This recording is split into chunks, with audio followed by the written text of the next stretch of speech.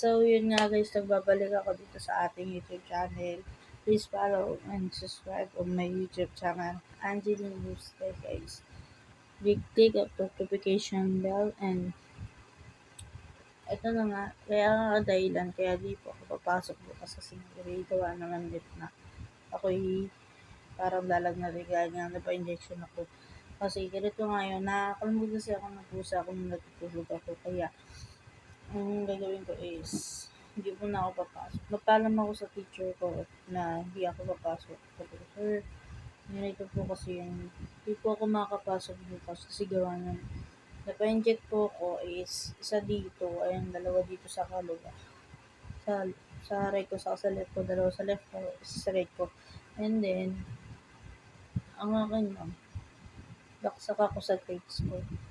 Naiyak, parang na-disappoint ako sa sarili ko na, ay, ba't di ko ginalingan? Ba't binaksak ko yung mga subject ko na ito? Ngayon, kinausap ko ang teacher ko na, sabi ko, sir, bakit po ganun? Ganun po, bakit ganun po yung grade ko? Ang sagot naman po sa akin ng teacher ko is, lagi ka kasi napapalate. Yeah, I'm wrong for that. Especially nga na, sabi nga nila, pag ikaw hindi ka nag-aral ng mabuti, wala kang patutunguhan sa buhay. Ay, yes, tama yun. Walang patutunguhan sa buhay pag hindi ka nag-aral. Kaya, akin naman is, sabi ko, sir, hindi ako napapalit ng gawain. Sadya lang na absent ako. Alam kong grade ko, hindi kaaya-aya.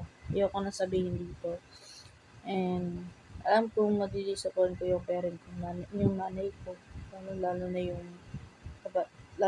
yung mga taong nandyan para sa akin. Support. Yes nga, ayun na nga problema ko kasi di ko baksak ako sa dalawang subject ko. Pati sa midterm exam, baksak ako. Di ko na nasasabihin yung grade ko sa midterm exam and yung grade ko kasi pinakita na teacher ko kanina. Na-disappoint ako. Madi-disappoint ko yung nanay ko. Ewan ko na lang anong gagawin sa akin. Nag-aaral ako. Hindi ko ginamit utak ko. Yun lang malala.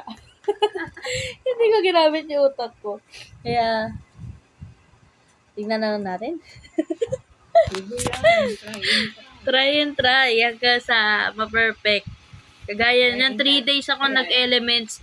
Tanong, hindi ako pinag-elements ng teacher ko. Ha?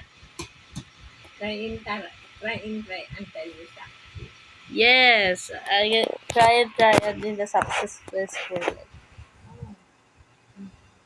May bagsak ka sa exam. Grades ko po. Baksak po. Saan? 72 and 78. Okay. Tapos ipahatak yung grade ko ng 80. Pag nakapag-submit pa ako na isa pang gawain. Umawi ka.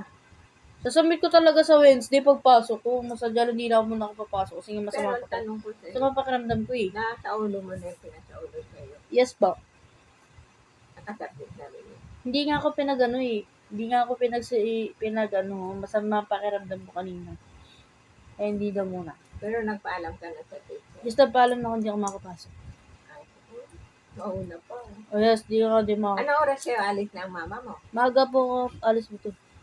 Siguro pagigising, pipilitin ko magising na alas 6. Alas 7, kailan mapahihi ko na siya. Ayun naman yung lutuin. Yun na lang yung sabihin na lang diba? Mapapakain. Almusal kay tita. Kailangan kong malis na maaga para makabalik ako na maaga. Kasi ang problema. Para makabalik ako na maaga. Oo nga, ang problema lang kasi, hindi ako pa marunong diyan, kaya kailangan.